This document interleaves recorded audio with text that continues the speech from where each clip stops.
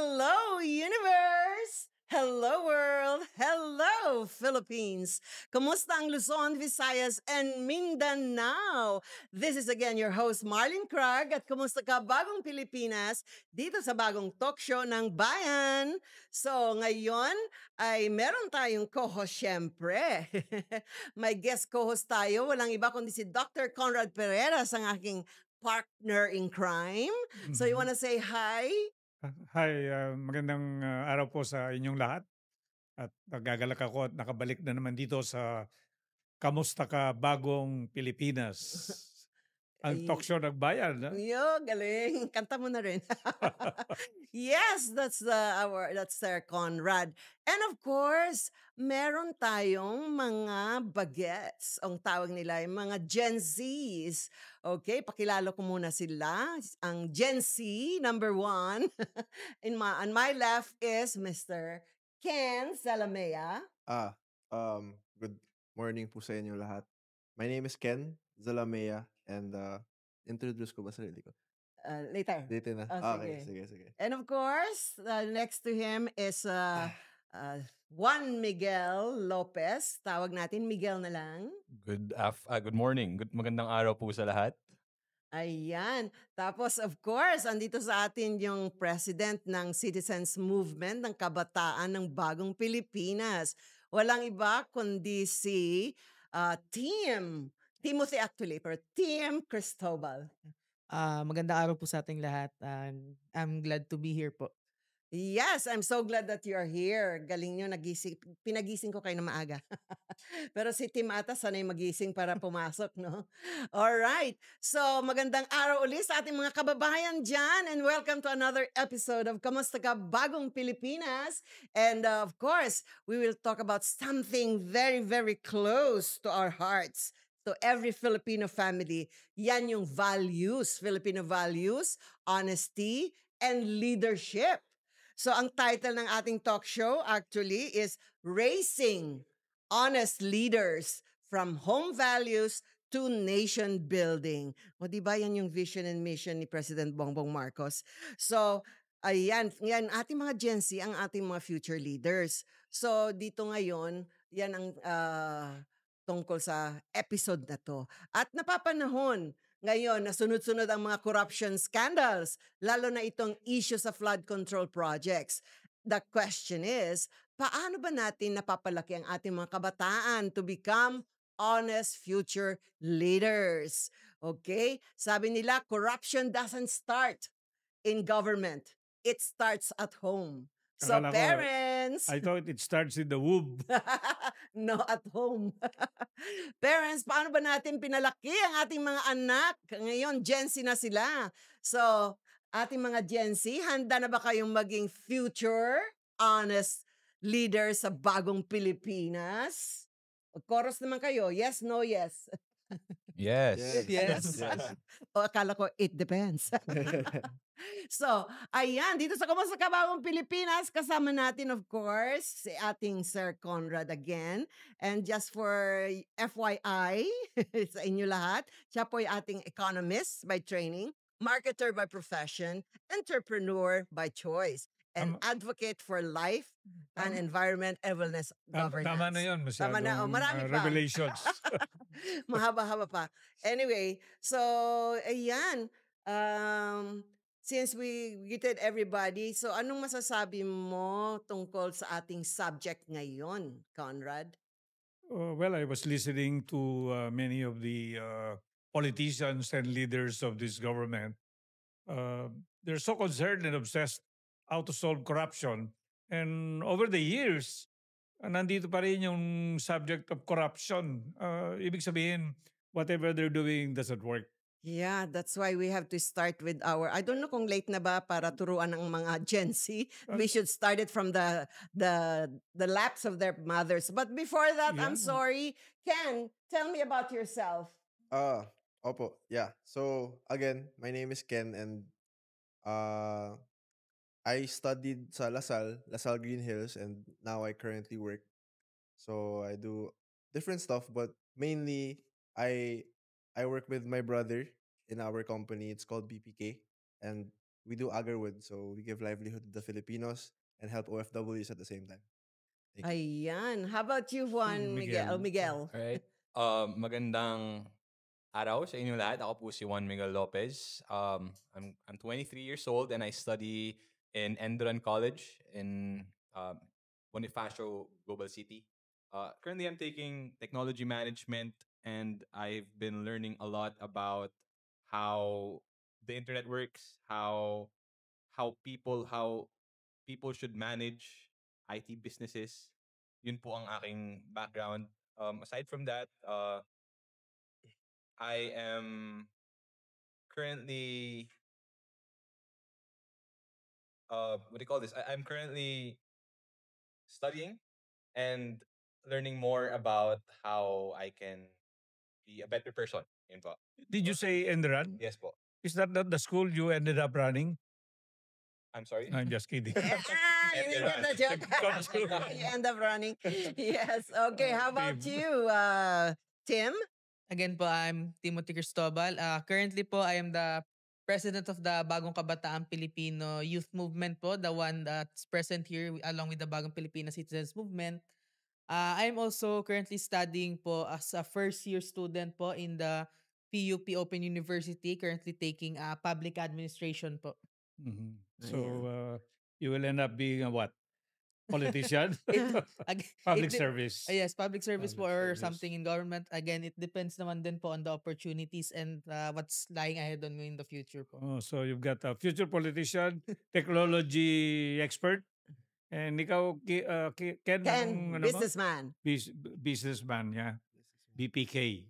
Yeah. Ayan. So, ayan, may mga question ako ngayon. Let's start right away. So, from the beginning, sa inyong bilang Gen Z, mag-start tayo kay Ken. How did your parents raise you and how did they teach you from right and wrong? Honestly, yung father and mother ko, they taught me right and wrong in a way na you have to decipher it by yourself. It's a very subjective thing, right and wrong. So something could be right for me, but it could be different for someone else.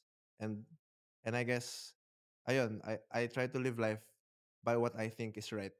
So it may be different from other people, but as long as I'm true to myself, I try to follow and adhere to that. And that's good for confidence for children, di ba? Pero yung next question, mamaya na yun. How about you? Ikaw, Miguel. Paano ka tinuruan ng mali yan? Huwag gawin yan. Ano? In contrast with Ken? I grew up in a home where you have where I grew up in a pretty authoritarian home where kapag mali ang ginagawa mo, you'd get punished. I was raised with an iron fist. Sino yung authoritarian? Your mother, My right? mother. My mother. Oh, I knew it. And with a whip? Chinelas. Really? I don't think I can say that. Oo nga eh. Hindi na bawal makakauwi dapat yan. Pero it was simply straightforward.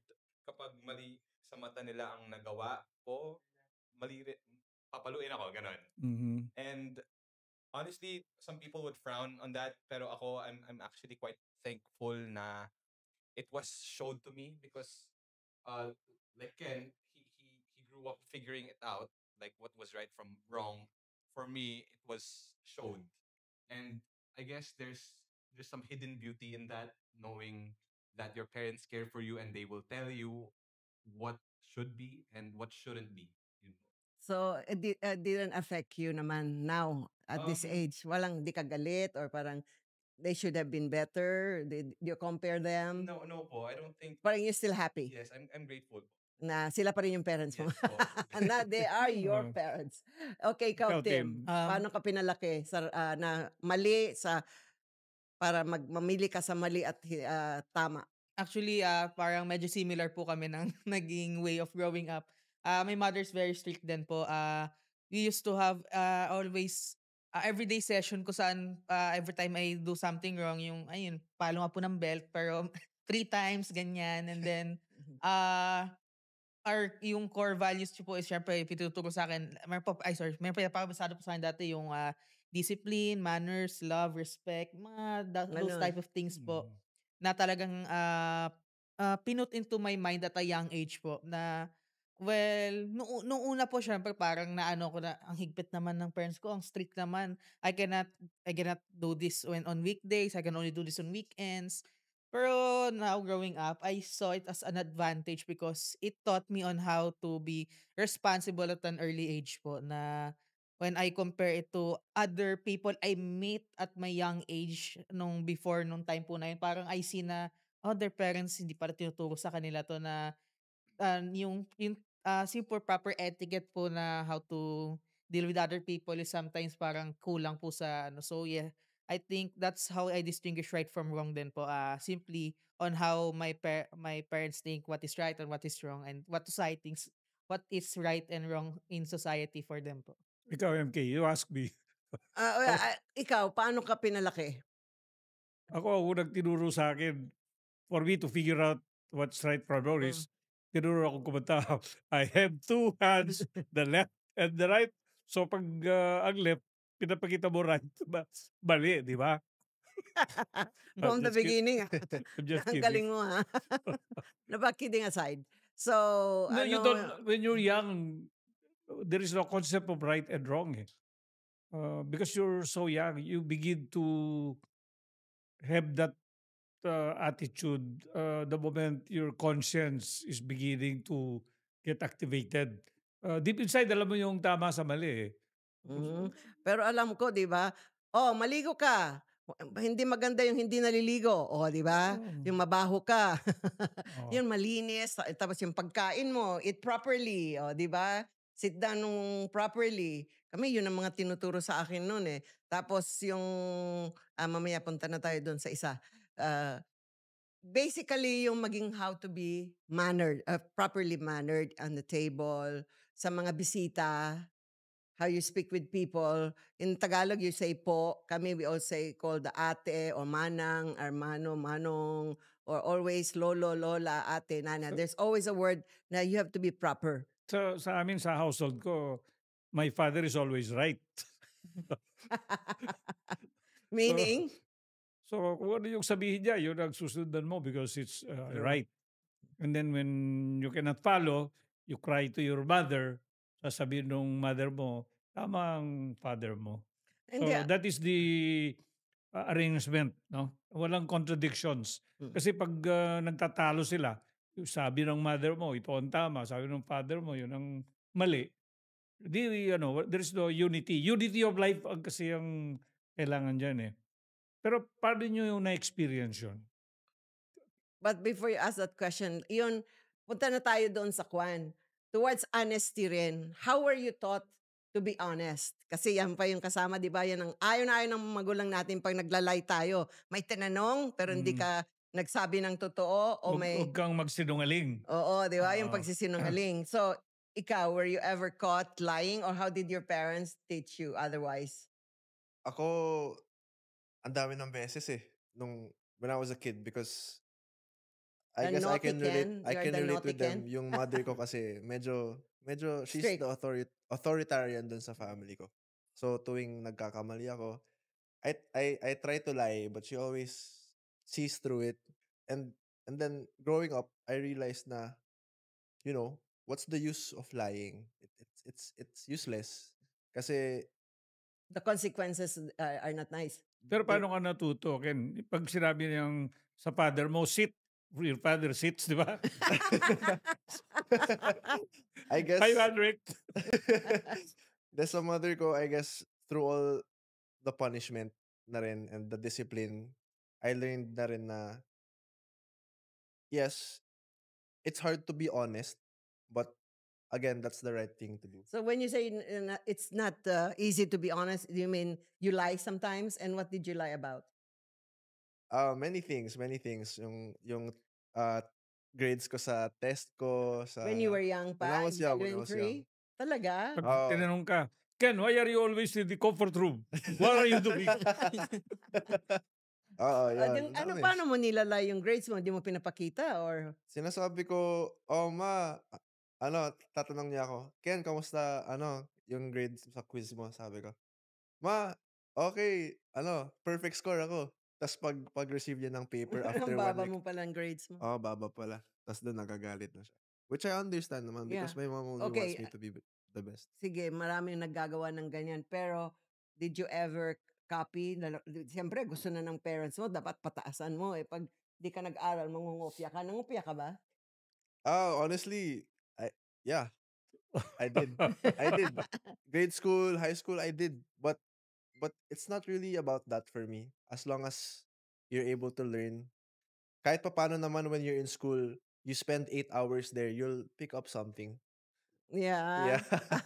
Oh, But pero yung... don't, guys, huwag kayo kumopya. Wag We're kayo not saying maging that. katulad ko. Tinatanong ko lang sila, no holds bar. No holds Kasi bar. we want to know how they came through it, di ba? Na ngayon, naglalay ka pa ba, Ken?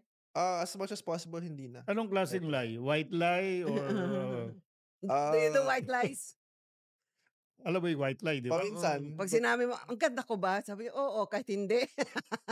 White lie yun. White lie yun. Of course, we have to be honest, yes, but we have to also be mindful of people's feelings and emotions. Kaya pwede mag-lie.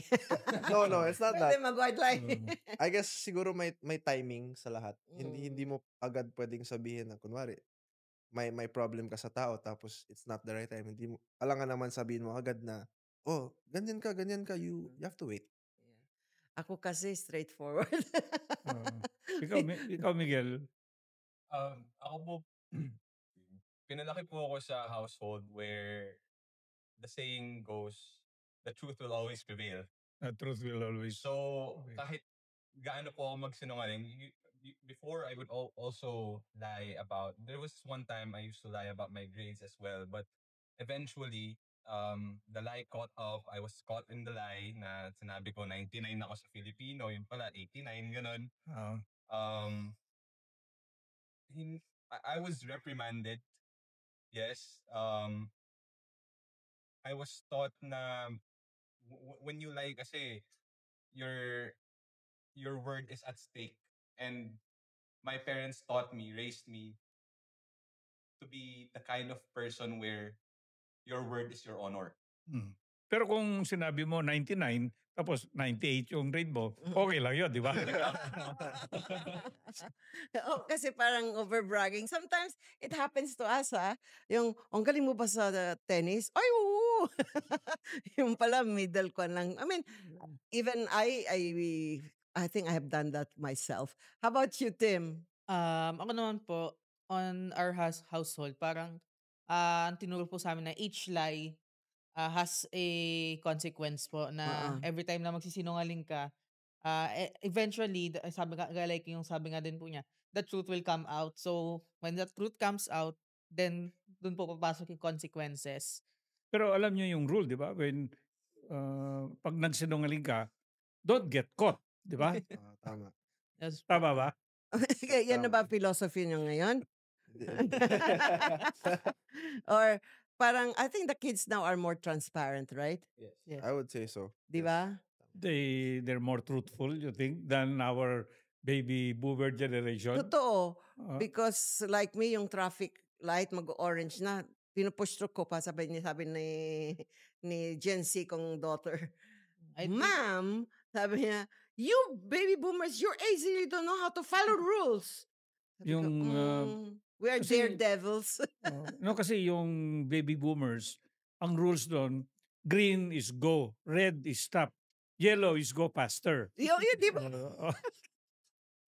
Don't get caught. Pero wag niyo pong gawin yun. Sinasabi po lang namin na example na kung ano mga Gen Z. So yung honesty, maganda yan. Pero how do you get caught? How do you get caught that you're lying? Actually, nowadays po, and like before, it's very easy to get caught lying kasi ang dami na pong technology. Picture. Andiyan po yung picture, andiyan po yung social media. Ako po, before, I used to always lie nung high school ako kung saan po ako. I will just say na, dito lang po sa ganitong place. Pero, reality, mas malayong place po ako.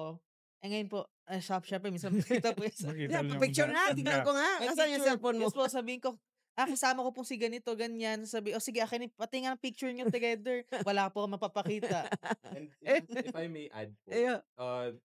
honestly, uh, there really is no point in lying anymore because the more you lie, parang mas pahirap yung storya na binubuo mo sa utak mo. So it for at least um with me, it's best to just be honest and to be intentional with what you're saying. And like what he said, you can't always be honest right on the spot. Sometimes you have to choose the right timing Mhm. when to say that honest thing. Like for an example, um, merong play yung friend mo and it was really bad.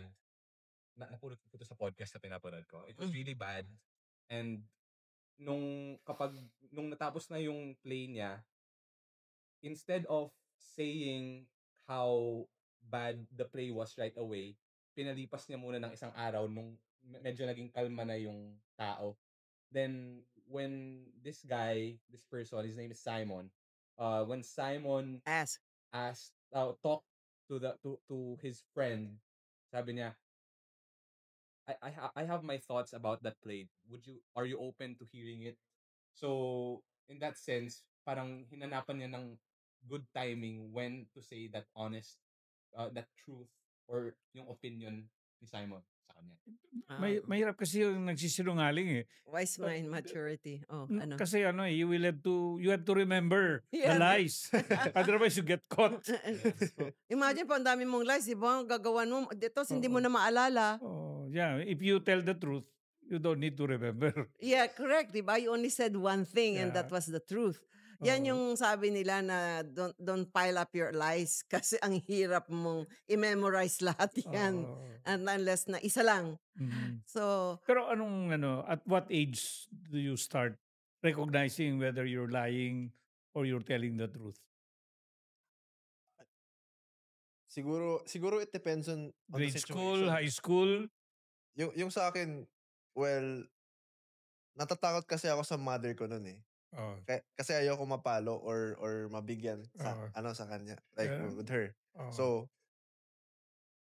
when I realized na natatakot na ako sa kanya, doon ako nagsimula Sinungaling mag-lie na. kasi it's not naman about being dishonest. Ayoko lang kasi parang pagod na ako sa school tapos mapapalo pa ako pagdating sa bahay. Oo. Parang ganun. So yun, I So kung started. minsan magsisinungaling ka, kasalanan ng parents. Hindi, kasalanan ko. Sorry, ba MK? pero it helps, no? Kasi with me and my daughter, I'm straightforward. Sometimes I'm too straightforward. Mom, I'm only 10 years old. I'm 12 years old. You're saying these things. Sabi ko, better tell you the truth now rather than somebody else will tell you a half truth. I believe in that. So, kung I was thinking, kasi I want to go deeper. Why would kids lie? Pero in adult life kasi, alam mo yung sinungaling eh. Kasi yung sentence nila always starts with, to tell you the truth. Assumes that they were lying before. That means they were lying before, no? Bad, bad habit that you carry. Yeah. Pero have you ever seen your parents that lied na, oy, si mama nag-lie. Oh, dad lied. Kasi minsan, Do you pick it up from your you parents? pick it up for yung parents daw eh. Na pwede kang ma-excuse kasi nag-lie din si dad o si mom. Have you ever had your dad lied? I wouldn't say lie, pero siguro withhold information. Because syempre bata pa lang tayo noon and I don't think na they're like But all anong things. anong biggest lie yun? Anong lie na sinabi na withhold yun? I siguro for example, I guess with yung relationship ng father and mother ko. Mm. Kasi honestly, mommy's boy ako eh, 'di ba? Mm. So nung nagwatak-watak na yung relationship nila, nung una they tried to withhold it from me. Mm. So syempre hindi ko mapapansin ko yun eh kasi I'm with them every day, araw-araw sila nagsasama, tas nakikita ko nag-aaway sila. So, And you ask and they lied. I asked and sinasabi nila, okay lang, like we're fine. Pero sa totoo, hindi. Which is something I guess I respect na rin kasi How old were you when you asked? yun ang hindi ko maalala. I think I was grade school nun. Simple lang naman ang tanong. Anong oras ka umuwi? Ng daddy, ng mommy, Daddy, pinag-awayan. nagtatanong siyempre. So, Kung Ah, so 12 yung midnight lie na yun. is na parang there's something wrong with them. oh, Yun yung lie nila oo. na parang everything is okay. Yeah, pero yun naman pala hindi. Pero would you rather na honest? Kasi with me, with Zoe, I was too honest. Like, sabi ko, you know, your dad, like this. I will just blurt the na, Mama, I'm still young. Sabi niya, why do you tell me all these adult issues? Sabi ko, I forgot I have nobody to talk to. But it's good that you learn fast. Mm. Pero, I believe in that kasi gaya sa'yo, when I have an issue before with the dad of Zoe, I tell Zoe when she asks. Pero do you pick it up from your parents? Do you recognize na, like for example, the telephone rings, nagtatago yung mother mo. Sabihin mo sa tumatawag, wala ako sa bahay. Alam mo naman, nandiyon siya, di ba? Do you pick it up like that? Or, I think yes, you're bound to pick it up because your parents are your first teachers po eh. yes. Mhm. And uh, at least in my head, It's okay to lie a little bit. it is okay to lie a little bit. In my household, we don't really lie to each other like in terms of familial things. But when it comes to I don't know, businesses, ganon, uh you shouldn't be dishonest about certain things. There are certain things you shouldn't lie about, but siguro yung mga wala sa bahay yung nanay ko ngayon, wala yung tatay ko sa Sa trabaho. nagtatrabaho, ganun. I think yung mga ganong klase, for me, would be acceptable. It is still a lie, nevertheless, but certain lies can be acceptable only to an extent. You can't really be lying about important things. Pero Yes. you start with small things eh. Hindi ba? Yes, Correct. that's true. And then palala ng palala. As you get to high school, mas malala na yung pagsisinungaling mo. And then you get into college, it gets worse. Ganun ba yun ang progression? Or you improve through the years? In your lying or in telling the truth? I think it's the latter where you improve being A liar. honest. Oh. You improve being honest because sometimes people can be afraid of telling the truth. May it be because you're afraid because baka masaktan ko siya. May Merong consequences. consequences po. Pero ultimately at the end of the day, being truthful with what you say is important. It's the only thing that matters because if you're not really being true with what you're saying, then who are you to begin with? Pero anong areas ba kayo nagsisinungaling? If you have a girlfriend, nagsisinungaling ba kayo sa girlfriend mo? O Siguro most of the time po, example sa girlfriend, you have this set of friends na parang medyo red flag pagkakasama na sasabihin mo po, ano, hindi, I'm just with these people, ganon, na, halimbawa, for my experience po, there's this certain friend that my girlfriend doesn't want me to bond anymore with or at least minimize the Yeah, exposure with them. with those kind of Opo, people. ganon. So, I would say na, hindi, wala po siya ganyan. Wala siya dun. Wala siya dun. Sumunod lang, ganyan, ganon. Then, kaso ngayon nga po, yung sabi nga din po, the burden of lying is yung, you have to keep up with that story. Kaso minsan talagang nagsislip up ka po. Like, nakalipas na po yun, you're talking about different thing. And then all of a sudden, you will make this slip up na, nga, nung kasama ko nga sila sa stand, doon na po mag-start to. So, kasama pala sila nung ganito, ganyan. So, ayun nga po. So, I guess, yun po yung mga times, like same with sa parents, yung when you lie, you have the burden and then minsan talaga magsi-slip up ka. The truth will eventually come out. Ayun po. Ayan. yeah, the truth will set you free, ha? Ikaw, honesty, let's go deeper. Kasi minsan nagiging dishonest kayo or you say some lies not to hurt people. Ayan, okay yan. Pero there are times when they say, I'd rather hurt you honestly than mislead you with a lie. Ayun, galing ba yung boses ko? Than mislead you with a lie. Parang naniniwala ako dun eh. Yung parang kasi, I'm a person, you are what you say and you are what you do. I don't like to be lied on. Tell me straight. Heads off. Pag tinanong kita, sabihin mo na. When you lie Well, right well, there, my parang, wife always asks me, ba't tama ba ako? I always say, you're very slim. So there is no quarrel, di ba? Mga sweet lies. Sweet. Mga sweet lies ata yun. Parang, I mean, acceptable yun, you know? But there should be come to a point wherein, when she's really very serious, you better tell her also, but I still love every inch of you. It's a matter of how you answer. Kasi kung Yes. You minsan don't have to may... lie, but it's a way words. Kung minsan kasi may Are used. encouragement di ba? You're being encouraged. Sabi ko nga last time, pag sinasabi mo yun, sabi niya, tuloy mo lang yan kasi masarap pakinggan. Oo, di ba? Makes you feel Mature. good. di ba? Yeah. Okay. So, yung environment nyo sa palagay nyo, you three Gen Zs, okay naman yung honesty and integrity na pick up nyo sa parents nyo? Yes. And I'd like to add on lang to what you said na about I think you're a very blunt person, Miss Marlene. Blunt in a way na you're very honest, very straightforward. Nakikita na, you can feel it. I can feel it and I can sense it. And I think siguro if I were to have my own children one day, I would like to be that person to them.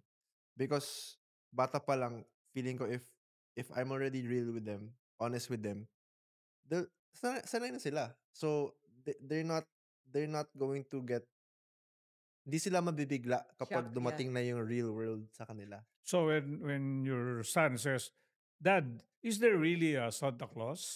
So what do you say? Hey, did you hear our discussion before on the radio? You know what? I hated that lie. Because I really waited every time. And then when I found out, you know how I found out? That's when I was 23 years old na. Now when they sing, I saw mommy kissing Santa Claus Oh. underneath the mistletoe. And then I watched a movie and I thought, so the Santa Claus is the dad. It's good if it's the dad. But if But if it's somebody kissing else, somebody that's else, bad. that's even You the know worst what? lie. I told my daughter, Mama, I hate you. Why you did not pretend that there was a Santa Claus? Sabi ko, no, because I'm sorry. Because I was so hurt when I found out there's no Santa Claus that brings things into the trees. Sabi ko, sorry, darling, but there's no Santa Claus. But we have Santa Claus, your dad. But your first question is, where do you learn to lie? Is it at home? Do you learn to lie because of your exposure somewhere else? Um, I think most of the time po talaga it comes to yung environment that not just the home. Example po sa school, sa friends, may mga instances po kasi na halimbawa your friend, uy tara labas tayo. Ay naku, di pwede, strict yung parents ko eh. Di sige, ito sabihin mo, dito Peer lang tayo pressure. ganyan. Sabihin mo, dito ka lang. So So, encouragement. yes po, may from may encouragement po sa surroundings colleagues ganun. And mo. sometimes when you see other people parang as a young when you're young before, when you see other people lying, you think, nag-lie siya. So I think it's okay for me to lie eh. Nakakalusot. Oo, na kung if they're doing it, why would I not do it? Yung parang mga ganong Sometimes ano po. you even do it better, di ba? But okay, bunta na tayo sa mas brutal na question. Did you ever lie or cheat on money? Change from your parents? Your parents told you to buy this and then you didn't give the full change? For me po, it was impossible to lie about the change. They asked for receipts. They even if you wanted to, you couldn't. And fortunately for me, the value of stealing, not no, it's not a value. The value of the value of having integrity and not stealing is something that was imposed to me at a very early age. And yun. Yung stealing, cheating. Okay. How about you? For me naman po, I think of all the lies I did, that's the one thing I have never done po, yung lied about money. Even yung small, siguro, I mean, there's petty changes like yung mga barya-barya sometimes when they ask me to buy this from the store. O, bili ka ng ganito, ganyan dyan sa tindahan. When there's something, small money Bili left, ka ng minsan, candy. I will buy a candy, I will buy something for myself. Pero I have never lied like yung sa mga before. It's very common kasi hingi ng money, sabihin, ma, I need 500. There's something we need to pay sa school eh. That's something I never lied before. And again, siguro part din po kaya hindi ako kapag-lie is sobrang hirap po mag-lie pagdating niya kasi sabihin nila, I need something for school eh. Tatanungin, for what? And then pagka nag-lie ka, syempre sabihin, okay, tatanungin teacher mo ha. If sinabi, syempre pag nagtanong po sa teacher, sabihin ng teacher, wala po kami pinabibili sa kanilang ganyan. Yun po yung naiisip ko agad nun. So, that's why I never thought of lying about having humingi ng pera and then spending it on something else and then pretending you're spending it on But school. you have tried it, Tatcha, Uh, actually, about money. I cannot remember. I think I thought about it but I did not take action. Ako, my grandmother would say, take care of the sari-sari store. And then I will get, when you are young, you're just young, you only get exactly what you need. I could have gotten more. And also my brother, I said, go get money for the movie. And then he got exactly for the movie. I said, how about for the soft drinks? But you said to me just for the movie. I did that. Pero parang it's something na you think that would affect me in my later life as a business person. Luckily, I own the business. That's what I Mhm. started. But I can just imagine, will I be tempted to do it? Kasi I want to go into that direction na money is a Money it is the can, root of all the root of evils. evil, di naman. It's the money, how it's spent is the root of evil. Pero money can be a tempt. You think Temptation. if you would be able, temptation, if you think there'll be so much money in Agarwood, in your company, and then there's a chance that the commission or there's an extra money that you could keep, will you do it? No, I wouldn't do it because, well, I guess I could understand kung empleyado ka, but this is a business for my family. Mm. So at the end of the day, to be real, it's for our benefit. So why will I steal? Why will I try to Yeah. keep something for myself? Ikakayaman ko to eh. If assuming it goes well. Yeah. So Question to to Miguel. Uh, pag you will be working for somebody and this employer of yours is not treating you well salary-wise and sa mga benefits, and then you have a chance to maybe have a kickback on your commission or get something that the let's say, di ba, everything is written pag lumalabas ka, pero marami man din on the side na mga businesses na pwede mong kunan, hindi mo ni-report sa office. Will you do that? Of course, the temptation will always be there. We're humans after all, and temptation is something that's there every day. The devil is always awake. Sabi nga nila. Uh, However, dyan pumapasok yung value na tinuro sa'yo ng mga magulang mo, and my answer would be no. It's best to steer clear of those kinds of things because yung mga ganung bagay, yun yung doon pumapasok yung problema eh. The moment you fall into temptation with in regards to stealing, in regards to taking something that's not yours, especially that one, uh dun dun that's where the dark side dun nanalo yung dark side sakali. Magde-develop yung dark side of Opo. you more about you, Tim. Pera-wise, will you be tempted? Gaya natin na example na ngayon, no? Pag ang daming million. Mhm. Sabi Ah. niya, o sige ko, sa iyo yan, 2% yung sa'yo dyan. Tapos, parang guilty ka pa at first eh. 2%, maliit lang yun. Yun, I mean, 5. Tapos, later on, another one comes, pero you know that it's wrong. To do it, will you do it? I think it all comes down to example for our group po, will you risk your integrity and your safety para sa certain amount lang po? Doon lang po magka-calm down yun. Like for us, we have events sometimes and there's funds that we use in our group. And sometimes, syempre, we need to provide a receipt, a liquidation of how we use the funds, or if we're requesting a certain budget, how are we going to utilize it? It's up to that yung you can think na I can insert a random thing here that will not be really used and then when the budget comes I will ano Are you are pocket you it eh. are you talking of the insertions in the budget? Oh, yes, mga ganun po. Parang I can insert random amount here. They will not know, but Mhm. this will be for me. Pero it really comes down to your integrity na, kasi when you start doing this, even if it's 100 pesos, 200 pesos, because that's where it starts po eh. When you start to doing it small, it will eventually lead up to doing something much larger, much bigger, and something big. Pero ano yung feeling mo na alam mo na this is wrong? Na parang there'll be guilt. If I do this, what does it tell you? I mean, sabi mo, the truth will always come Opo. out. Kung hindi ka nila malaman ngayon, they will find out. And you know na yung sabi niyo nga pag nasira yung trust, when trust is gone, especially in business, especially in money, you will be cut off. And people, you need recommendations, especially for people where you go to work.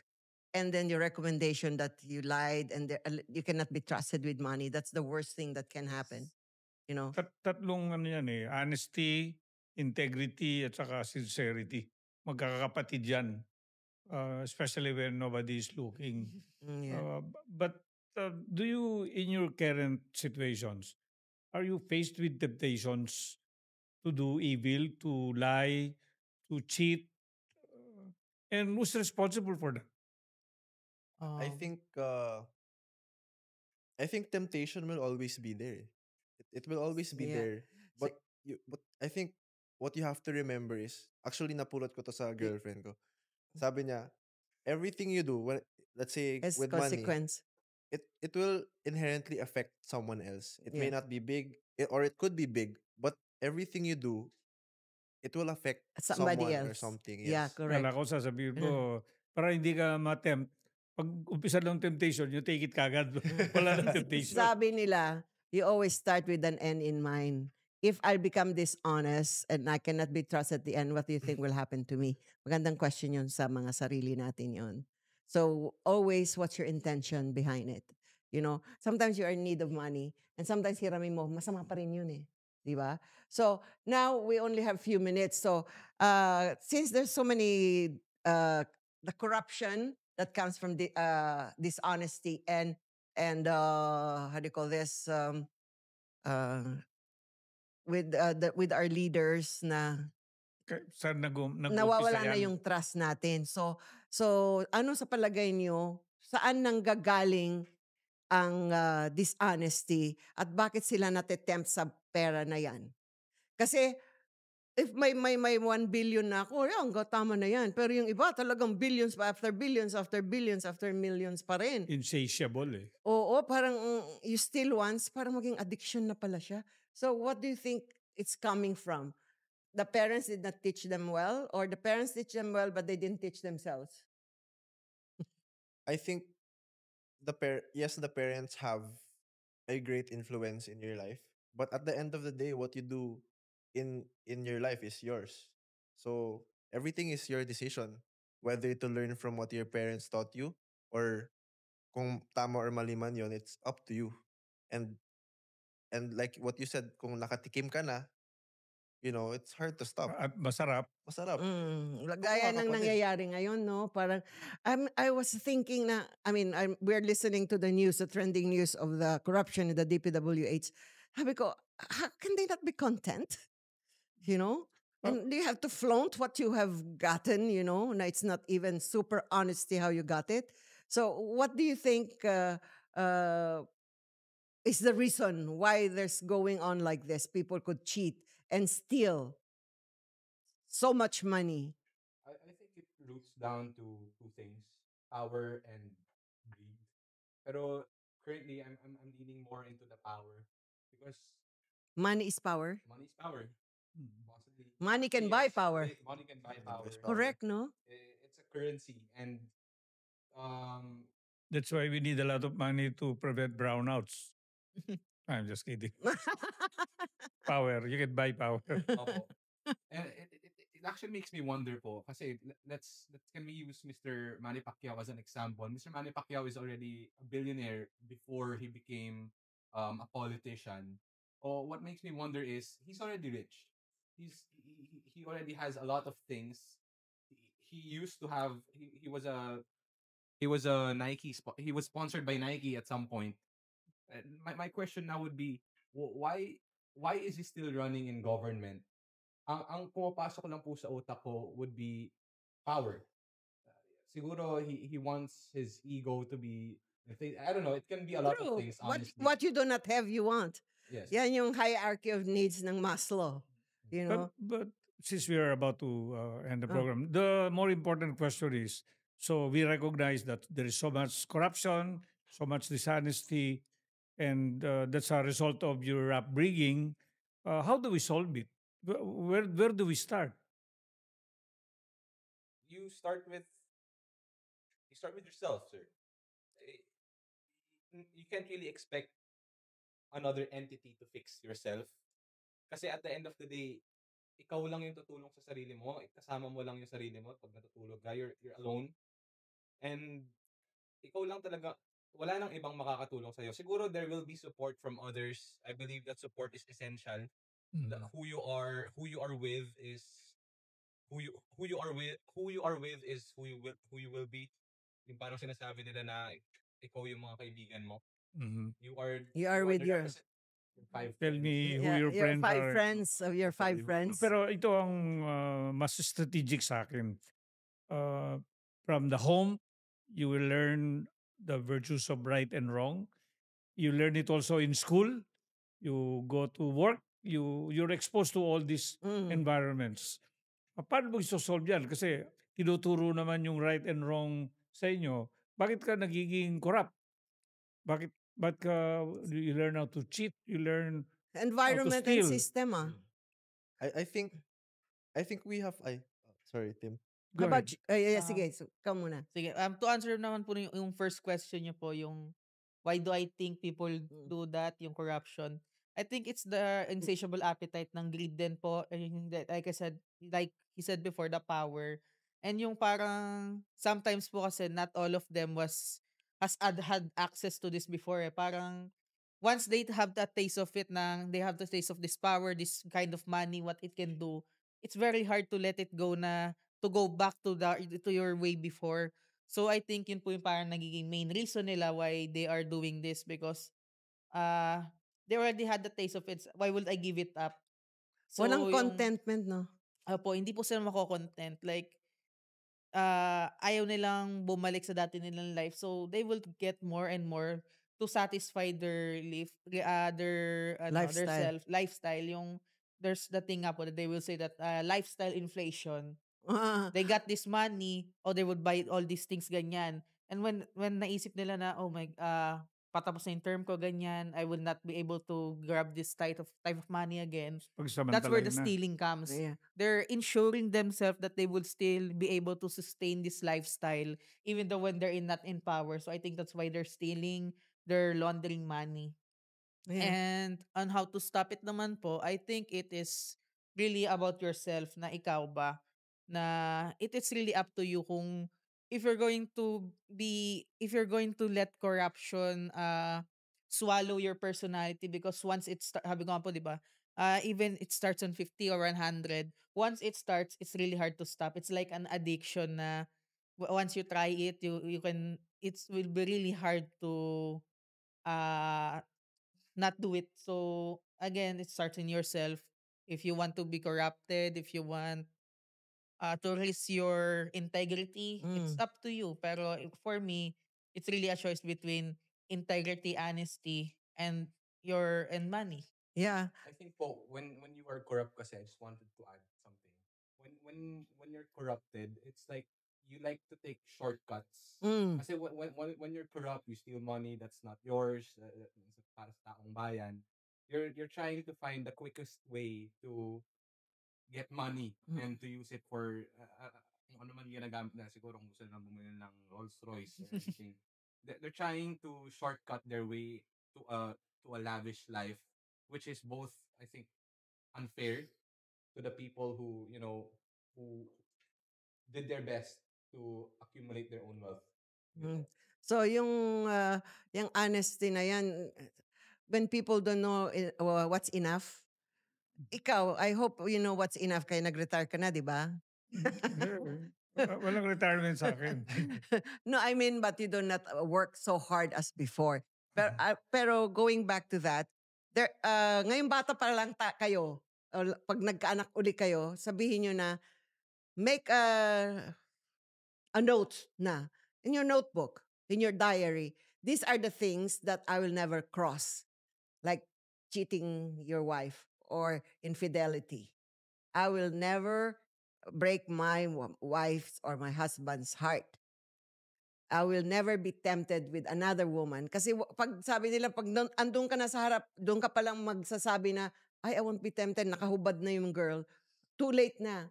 Before this thing happens, you should set yourself a boundary already na, this is the thing that I will not cross. That's cheating, lying, especially stealing, or abhorring people's money, So I think yung God-fearing din, importante yun Conrad. Yeah, Yung may takot ka sa Diyos. oo nga. But if people believe that corruption cannot be solved, that's not true. Because if you compare countries, the progressive countries versus the poor countries, the level of corruption is minimized. Take Singapore, for example. If you chew a gum and throw it on the street, you get Yeah, kaagad, punished. may So punishment. there is a reward and punishment issue, no? But just to put in my 2 cents worth, I believe, and I heard this from a learned person, that to solve this problem on corruption, it has to take 3 generations to solve it. So And ayan, where yung does mga it anak start? ninyo. Oh, where does it start? Ayan. From the home and in school. Because in school, you really learn what is right from wrong. And if you don't learn that in school, then the school has not done its responsibility. And your home. Yeah. Home and the school is important, and environment. So, we don't have much time. Anong masasabi mo para hindi na tayo mag-corrupt at maging dishonest? What is the lesson learned that you want to tell the other Gen Zs and their future children? Kasi sabi niya 3 generations. Okay. So, sa mga fellow Gen Z brothers and sisters ko, I think we all have to be self-accountable. People have shitty lives, and we may be going through difficult times, but there's always going to be someone that's having a more difficult time than us. And tama, it's our parents' responsibility to instill those morals and lessons inside us, but at the same time, it it's our responsibility as well to grow, to learn. Alam nga naman, you have to go somewhere, umuulan sa labas, hindi ka na Wala kang dala ng payong. mababasa ka lang. Kumuha ng Yeah, payong, di ba? correct. So, we have to, kumbaga, discard na natin yun. Responsibility, no? Responsibility Ikaw, yun. Miguel. To yourself. I have a Gen Z take. Nabanggit niyo po kasi kanina na God-fearing must be Instilled. should also be instilled. For me, I don't think being God-fearing can solve corruption. It can help, but I've seen a lot of politicians who by day go to church, then by night do horrendous things. So I think like what Mr. Zala Religion yun. Pero Religion. to yourself, yung God, ikaw mismo mag-fear. May fear ka. yes. Diba? Yung mga religions, pinagugustuhan lang yung wife para nagpasimba sila for the looks. Social status look. Nasa confessional box. And at the end of the day, like what he said, everything boils down to yourself and how. I think the best question you should ask yourself to be able to fully reflect on it is, what kind of person do you want to be? And Somebody respected and trusted. Importante yeah. yan trust and respect. do you want to be that kind of person, or do you want to take the shorter, much easier route, which is to be corrupted and Yeah. to be To be dishonest in your ways. Yes. Take, kahit hindi sa'yo. Diba? How about you? For me naman po, ang payo ko lang po sa mga generation ko po and sa future generations, to stop this is always choose honesty and integrity. And also be contented, because if you're contented, you will not have this insatiable appetite or this wanting or longing for something more. Be contented, and if you want more, if you want something, work hard for Work for it. it. Yeah. Do not take shortcuts. Do not do bad things. If you want to buy this, you work hard for it. If you want to get this, you work hard for it. You do not do anything illegal. You do not do any shortcuts. May it be not monetary shortcuts like using advantages over other people. Parang yun lang po na always, Yeah. it would always comes down to integrity and being contented. Oh, sorry. One last thing. May naalala kasi ako. I heard from someone na now, especially our generation, it's very easy to lose hope with our government, with everything. But we have to realize na tayo yung future eh. So if we lose hope, paano na? Paano Paano na na yung yung, country in 10 years, mga in 20 younger years? generations niyo, Yeah. di ba? So may pag-asa pa. May Yeah, may pag-asa pag-asa pa. Let's all cling on to that. Yeah, one. ako ang take ko dito. As you know, I am a student of governance. There are issues that are facing our country. And the best way for me to address this is through, number one, individual governance. You have to govern yourself. When you go to school, you have to impose school governance, family governance, corporate governance when you're working. And if you're a public official, you should exercise what is right and differentiate it from what is wrong by exercising public governance. No? And through this, we can hopefully improve our lives through the years. Yeah, okay. So to all the parents watching there, remember you are raising the future leaders of our nation. So at sa mga kabataan, don't wait to hold a position to become a leader. Start by being honest in your daily life. That's the biggest duty you could do for yourself. So tama, dapat corrupt-free ang ating society and it should start at home. And parents, instill honesty pa rin. So youth, practice your integrity kahit walang nakatingin, yan ang Yes. integrity, gawin mo pa rin ang tama. Kasi sa huli, ang bagong Pilipinas ay magsisimula sa bagong pagpapahalaga. So maraming salamat sa ating mga guests. Sana may part 2 tayo kasi kulang talaga yung oras natin. So of course, Well, thank you very much, Tim, Miguel, and Ken for gracing this program. No? yeah, and thanks, Conrad, for co-hosting with me. And thank you, Philippines, for tuning in. Okay. Don't forget, Bye-bye. watch the show. Kamusta ka?